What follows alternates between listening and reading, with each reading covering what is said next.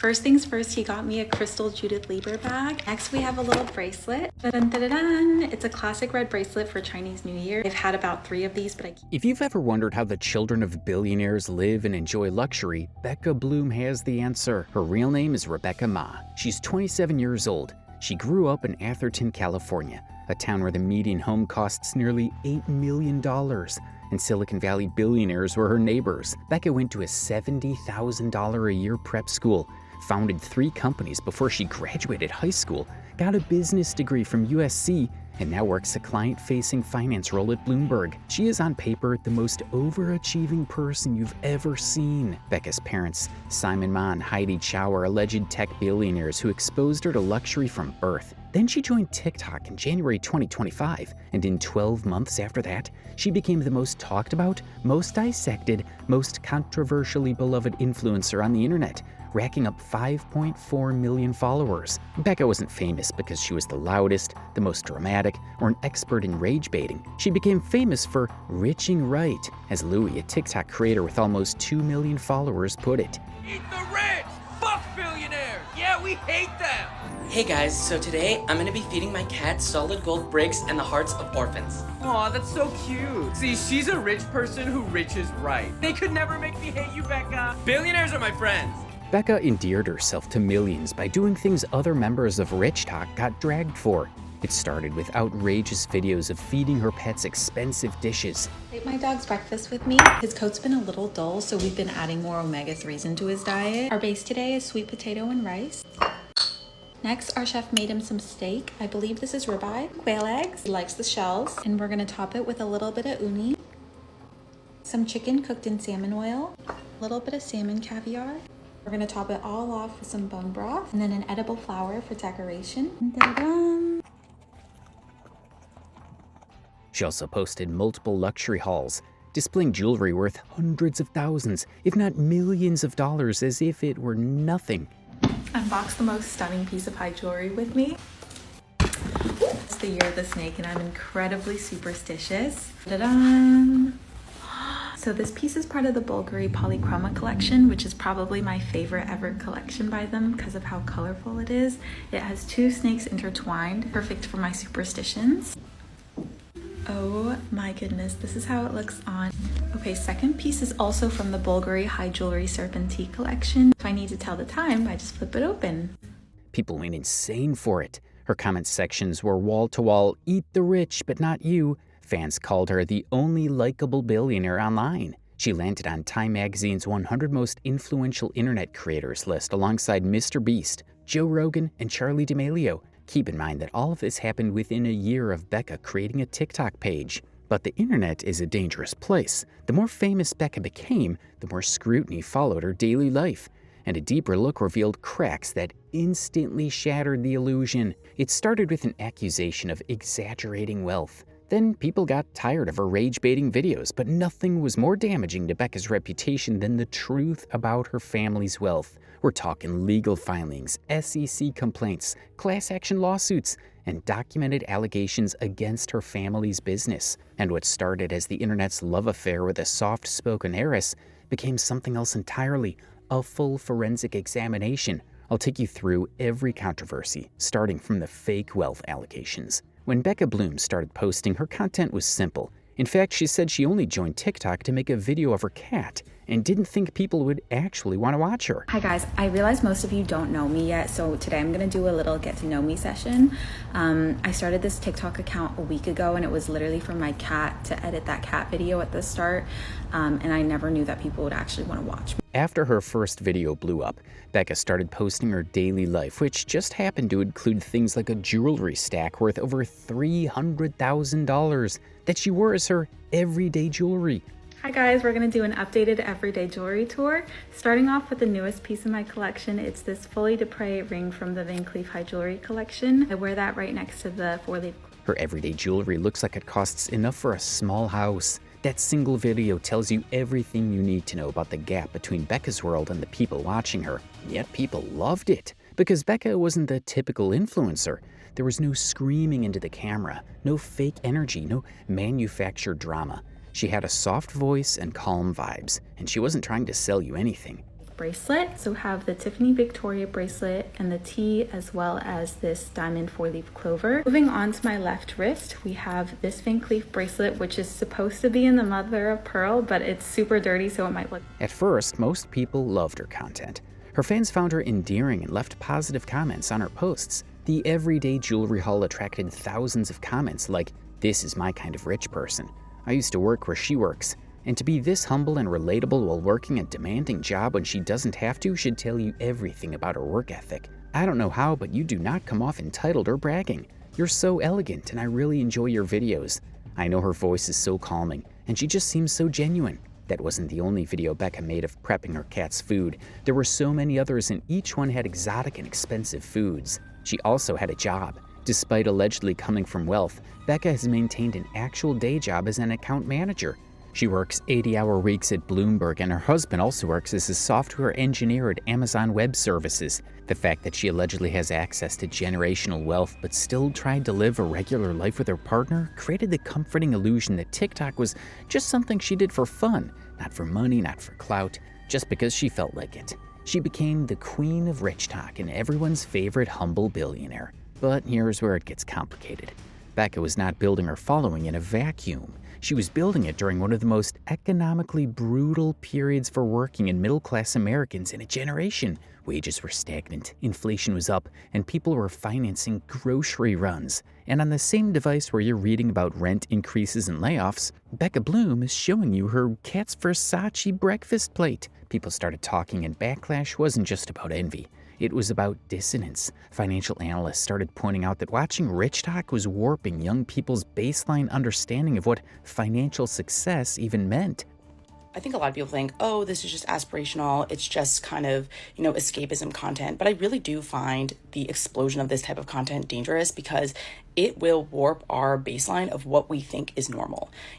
When the content that we consume is full of people that are living these lives that are the 0.001%, our brains will, without us even realizing a lot of the time, calibrate these experiences as achievable or normal. And I think that explains why a lot of young people believe that you need to be making $500,000 to be financially successful or need to have a net worth of $10 million to be. If Becca's everyday jewelry costs more than most people's annual salary, what does that do to a 22-year-old's benchmark for what's normal? For what should they aspire to? One article talked about how a meaningful percentage of young Americans now believe you need to be earning over $500,000 a year to be considered financially successful. Thanks to rich talk influencers like Becca, that number is not a coincidence. At some point, a group of other influencers decided to take a closer look at her expensive displays, and some things were off. Am I the only one who thinks that Becca Bloom's not actually rich and she's not just rage bait? No, she's a sophisticated experiment to see how much egregious bullshit people will actually watch. And according to this creator, Becca wasn't extremely wealthy, but was deliberately posting misleading content to make people believe she's a billionaire, while she bags luxury brand deals and makes good money. The creator singles out some examples to support her claim.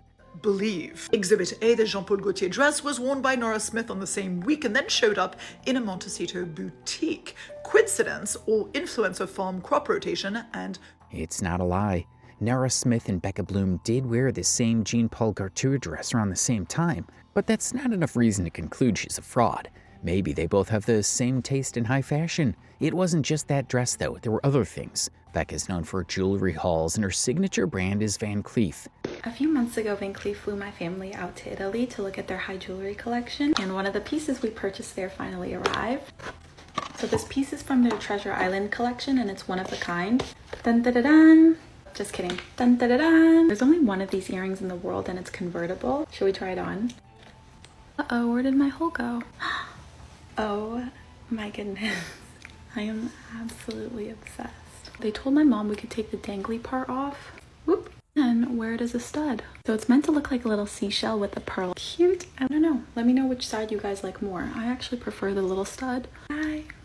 There were multiple videos like this with Becca unboxing jewelry worth millions of dollars. These videos would rack up millions of views with mixed comments. Some called her out. Just because she's soft-spoken and appears sweet doesn't release her from the ethical implications of being from a billionaire family. Another person said she would stop watching Becca's videos because she is now faced with the harsh economic realities of everyday life. She comes from a wealthy family, and she can spend money however she wants. I do not hold that against her. I did enjoy her content, but since my husband just got riffed at the age of 59 and our entire retirement and how the life that we thought we were gonna have has just been ripped out from under us, I can no longer watch these videos without feeling despair. The thing is, her billionaire status didn't irritate everybody. She still had a lot of supporters who defended her in the comments section. All the negative comments on her doesn't stop me from watching all her videos. What's not to love about her?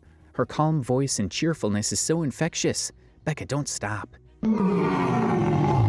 And let's be honest, she does look adorable in all her videos, but people started noticing that they were only seeing most of these high-end jewelry during unboxing and never again. It was like she was advertising the products for Van Cleef and returning them after getting her commission. The creator who called her out for repeating the same dress as Nara Smith also pointed out the missing jewelry. Next, this poor darling says she's had so many Van Cleef Alhambra bracelets, yet she keeps losing them, which explains why she never wears them again.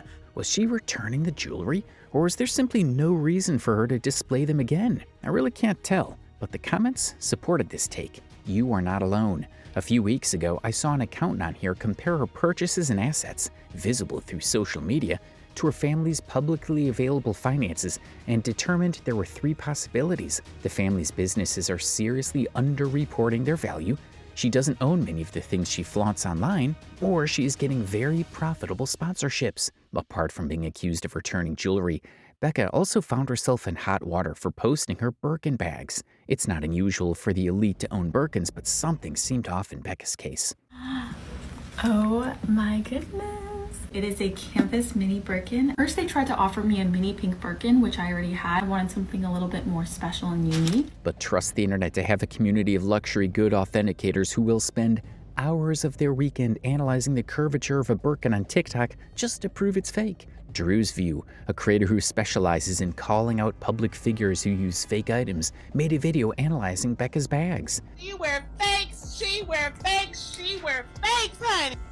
Now remember, when we left off with them circles in part 1, for them straps that the real ones do not come with, people say, she could have got them custom done, she's rich, she got it custom. Honey, after further journalistic investigation, honey, let me tell you this. Can you see it right here? Pay attention. The thing is, the bags she used during most of her unboxing videos looked 100% original. So how come the bags she used during her daily life looked fake upon closer inspection? The comment section had different theories. One camp said they weren't surprised, pointing out other unbelievable instances. I stopped believing her when she said he essay at Neiman Marcus or Saks told her to come redeem her points, and she showed us a collection worth thousands of dollars. Even if you bought the whole store, you wouldn't get that much point, lol. Another person pointed out how Becca was just an influencer who would post anything for views, compared her to other crazy rich Asians like Jamie Z. I don't understand how people don't see it. Becca Bloom is a TikTok influencer. She shows you whatever to get views. Jamie Z, on the other hand, is a legit real person. She's in fashion. She's not aiming to get views or anything. She's just doing what she chooses to do. She won't please her audience, lol. It wasn't just that one bag. Drew analyzed other bags from Becca's socials and came to the same conclusion. Drew found multiple mini Kelly bags in her post had handle hardware and flap curvature that didn't match authenticated examples. Sweetie, they don't do that. And remember, this pink one has the holes, and it does have the Hermes stamp. They do not come with straps. They do not come with holes. This is fake. So she does mix fakes in her collection. Beyond fake bags and jewelry, there have also been rumors about the gift unboxing videos being fake or misleading. One of the most central emotional pillars of Becca's content is her image David as the ultimate devoted partner, constantly buying her luxury gifts, from custom Van Cleef necklaces to Chanel bags. Everything my husband got me for Christmas. So the main thing I got this year was a pair of diamond studs. This is how they look on. Next, he got me 2 jackets. First is this giant pink and blue checkered coat. Next, he got me this vest, which he chose all by himself. I love the little buttons. It kind of reminds me of the Joker. Next, we have a matching diamond bracelet, which we're gonna get resized. He also got me 2 cashmere jackets. This is the back. Same thing, different color. Next, he got me a little beagle. Dun, dun, dun, dun. From the same store, he also got me a jacket and a phone case. I love the back. Next, we have have another coat. This one's from Loro Piana. So it's a giant black cape and it's kind of giving Batman. I'm trying to be goth in the new year. It's getting dark, but let me know if you guys want a full haul of everything I got. The gifting is not incidental.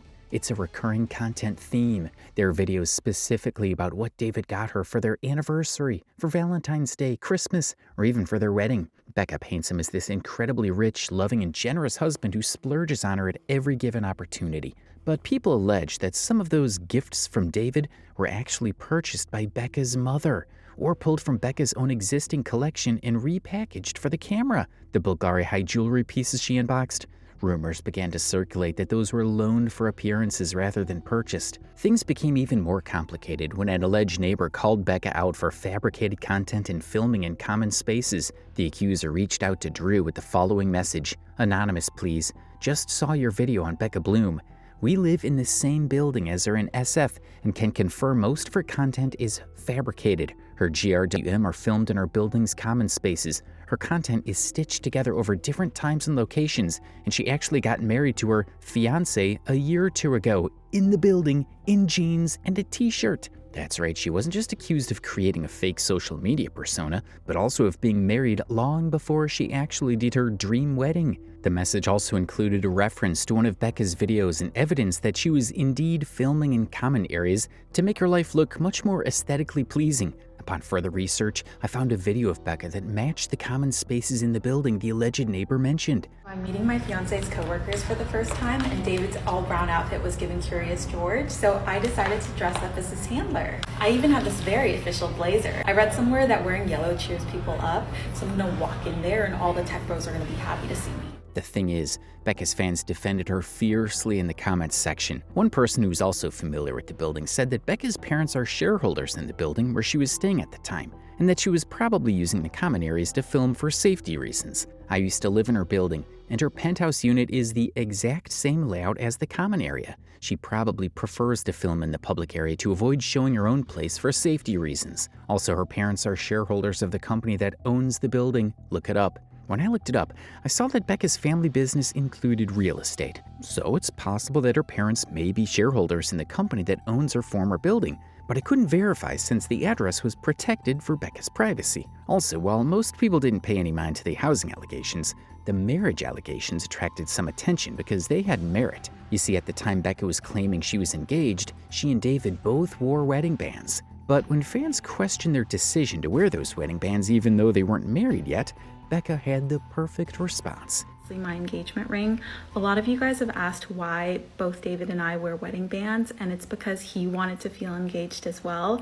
And while we were at Tiffany picking out his wedding band, I fell in love with Victoria, so he got one for me as well. If you're new here, And it absolutely worked. Most people believed her and didn't question her explanation in the slightest. She continued making luxury content and started the countdown to her dream wedding. Things kept going smoothly until the actual wedding ceremony and party. It was as if a veil had been lifted and people started seeing clearly for the first time. Becca Bloom's wedding was the ultimate event on her page. From the day she created TikTok to edit a video for her cat to the wedding day itself, everything was calculated and documented. Becca posted a TikTok of the invites that got 22.9 million views, one of her most watched videos ever. The invitations arrived in a velvet-lined wooden box engraved with the couple's names. They included a hand-drawn gold foil illustration of the venue, with an engagement photo shoot card from Provence, France, tucked inside. It was genuinely beautiful stationery.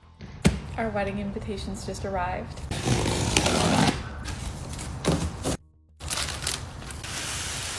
We designed every part of our invitations with our designer. It comes in this soft cream velvety box, and when we open it, you can see a hand-drawn gold foil illustration of our wedding venue, Villa Balbiano. Here is the RSVP and invitation card, and if we lift the tassel, it is our engagement photo shoot in Provence. So I think I told some of y'all already, but my mom actually orchestrated. But something was wrong. The wedding invitation had a typo, and it didn't take long for someone to point it out. So I'll read it to you. Together with their families, Rebecca Ma and David Townwall request the pleasure of your company, of your presence at their wedding celebration. Okay, so hold up. Let me read that again. Request the pleasure of your company, of your presence at their wedding celebration. I mean, English is like also my second language, but I feel like that's not right. Are you telling me that not one person noticed this mistake before the invitations were printed?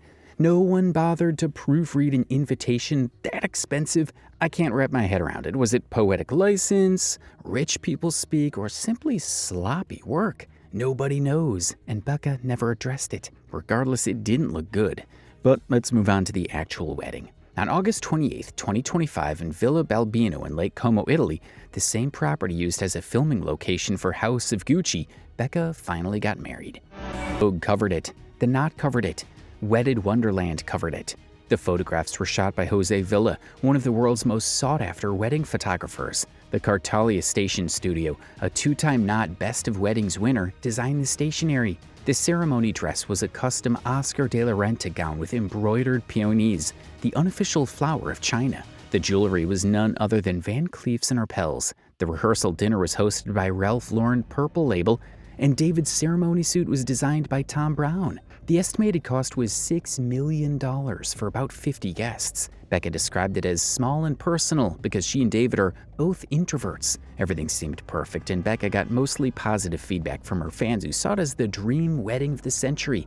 Comments flooded her page. For the first time in my life, I'm genuinely happy for someone rich, because no amount of money touches how good of a person Becca Bloom is. The most congratulations to you both. Thank you for this video. All I kept hearing was photos were photoshopped, and the only thing I could not understand was the rainbow, and holy wow, rich people riching right. Congrats. Something stood out though, and it wasn't long until creators started calling them out. For starters, let's talk about the paid partnerships during the event. One creator who analyzed the wedding content noticed that Becca posted sponsored content on the day of her own wedding, and I verified that Lancome at least partially sponsored the wedding. She posted a Get Ready With Me video on her wedding day, which was basically a paid ad for Lancome. Well, here with Mr. Daniel. Hi, everyone. We're gonna start off by using the Tonti Doll Ultra Wear Foundation. In the front, yeah. If you need the sun, it's right there. Next, we're going in with the All Over Concealer because we have a very long day ahead of us. This is the creamiest concealer I've ever used. For lips, we're going with the L'Absolu Rouge for a nice matte lip look. It's in the color Hush Hush. Becca also took many other sponsored photos on her wedding day for Lancome. Now, brand deals are normal. Sponsoring content is normal. But let's be honest, true billionaires don't typically run paid ads on their wedding day. The economics of needing that revenue during her own ceremony didn't quite align with the "I don't do influencing for money" narrative Becca has maintained throughout her TikTok career. Becca's wedding was more of an expensive social media ad, specifically designed to trend and create publicity, than an intimate gathering of a billionaire's daughter. It looked like Becca was doing what she had to do to keep her audience hooked, and it was working. There was also the rainbow fireworks. At the reception, Becca had rainbow fireworks and they went viral. But have you ever seen a billionaire's wedding with rainbow fireworks? They typically use real fireworks, not viral TikTok trends. Someone in the comments section also called out the glamorous wedding dress. They noted how Becca's walk down the aisle didn't look comfortable. If it was a custom dress made by some of the best designers in the world, why didn't they pay more attention to the fitting? Or was that an advertisement for Oscar de la Renta as well? What I noticed is the video of her walking or struggling down the aisle. Are you telling me that she's wearing an Oscar de la Renta dress and they couldn't tailor the front of it? Also, all of the times she traveled and tried the dress on, she didn't walk in her heels. She was walking all over the front of it and actually had to stop a few times to get her foot off the front. Another person complained that the wedding lacked opulence and looked like a tacky trend, combining everything that's happened in the last 5 years. Her wedding is what did it for me.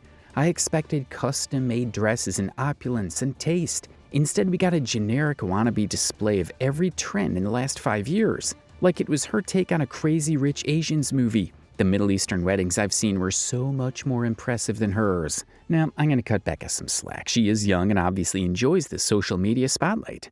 So maybe she didn't want the regular, usually boring, opulent weddings super rich people have. Maybe she wanted something more colorful and mainstream than expected. After the event, Becca teased at a second wedding with a traditional Chinese theme. She said it would be much larger and planned by her parents. What it also means is that Becca is up for yet another cycle of content, sponsorships, and audience engagement. Well, the wedding talk eventually died down, and it seemed like the new couple were enjoying happily married life without the controversies until an investigation revealed something dark about Becca's family. All right, this scandal is more troubling than anything else in Becca's story. Because this isn't about vibes or optics. This is about legal filings, SEC complaints, class action lawsuits, and documented allegations. So Becca's parents, Simon Ma and Heidi Chow, started Camelot Information Systems back in 2000.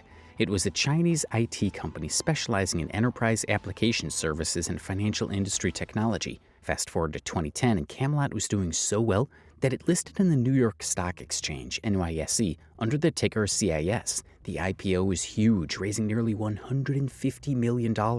Becca's parents owned about a third of the company at the time, making their stake worth hundreds of millions on paper. Becca was even there when the bell rang at the NYSE. But things took a turn.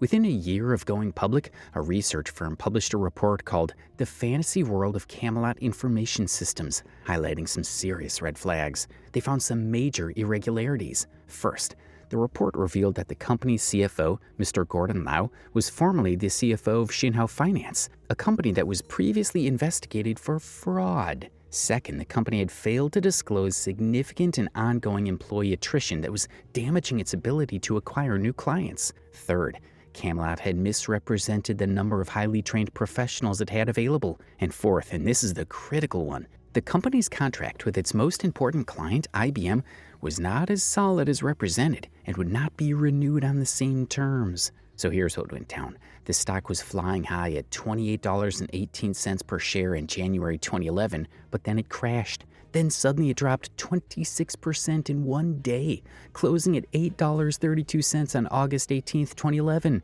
Eventually, the case was settled, and Simon Ma took the company private in 2014. By then, Camelot's value had tanked to $98.2 million, a far cry from its IPO days. Now here's the thing, the lawsuits were settled, not won or lost in court. Settling doesn't mean they're guilty, but it doesn't mean they're innocent either. It just means they paid to make the problem go away, no questions asked. And what's on record is that multiple law firms backed investors' claims of securities fraud with some pretty specific allegations. Those claims were solid enough to get past initial scrutiny and settle. Becca was a child when most of this happened. So she didn't run Camelot, she didn't file those IPO documents. None of this is her fault personally, so why does it matter? Well, you see, Becca's entire brand is built on the narrative of authentic wealth, ethical success, and doing rich right. She has cited her parents as inspirations and often shared financial advice from them. Things my parents taught me about money that schools didn't. Schools teach you how to earn money, but very few people teach you how to multiply it, and that difference is everything. First is that you don't build real money on salary alone. If your only income is tied to your time, then your growth is capped at 24 hours a day. I try to keep 5 income streams at all times, whether that be exposure to broad market ETFs, equity, real estate. Some people have a side business. Next, the younger you are, the more risk you can take. Becca is all about entrepreneurship and hard work. She talks about watching her family's IPO roadshow as a kid and being super inspired. But then you dig into the legal stuff and it's like, wait, what's going on here?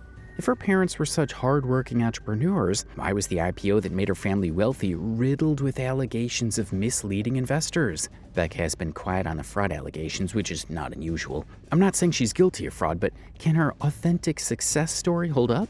I'll let you decide. Beyond the financial scandal, Becca also faced criticism when she posted a video about economic inequality that drew some backlash. For Becca, it all started when she posted one of her self-help videos about wealth equality between men and women. Here's what men don't understand about equality.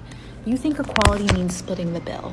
Women live in a society where equality has never existed in the first place. Women still only make 80% of what a man makes for the same full-time job. So when you ask for a 50-50 date, know that her 50% costs more of her income than it does yours. Second of all, women pay more just to exist in the dating world, about $400 a month just on grooming and beauty. And that's not because they want to spend more, it's because they're held to the beauty standards that men built and judged them by. Not only that, women carry safety risk too. They are 2 to 3 times more likely to experience violence from a date. Men love to talk about equality, but not the part where you have to send your locations to your friends and carry safety weapons in your purse just to go to dinner with you. Here's the irony. The message was clear and sound, but not everyone believed Becca was qualified to speak on these issues, considering the fact that the existence of rich families like hers is, in itself, inequality. Not everybody liked the post. The comments were divided between people who pointed out the irony of a billionaire talking about equality and people who just supported her because she's Becca Bloom. One person said, "I'll not be lectured on equality by a billionaire. Not now, not ever." And Becca's response? When someone can't challenge a point, they challenge the existence of a person who made it. Thanks for the case study. Well, that's one way to deflect a valid point. The post generated a lot of buzz, and other creators made videos criticizing Becca's post. What advice can we take from a billionaire, especially about feminism? Like, well, yeah, he should pay half the bill, or he should pay all of the bills because feminism is like not equal, like we get paid less. Girl, most men out there are not making enough to pay all of the bills, and that's okay. Eventually, she got tired of defending herself and just let the issue go. This leaves us with a question. Is Becca oblivious of the world around her because she grew up rich? Or is there more to her story than people currently know? One thing I know for sure is that Becca's parents are extremely wealthy, and their family business has a shady past. Becca and her husband also have their own incomes. The combined wealth may explain how Becca is able to maintain her luxurious lifestyle. She's gotten a lot of backlash, but millions of fans still see Becca as the queen of rich talk who rich is right. While she still gets deals and endorsements from luxury brands, our next out-of-touch influencer lost everything.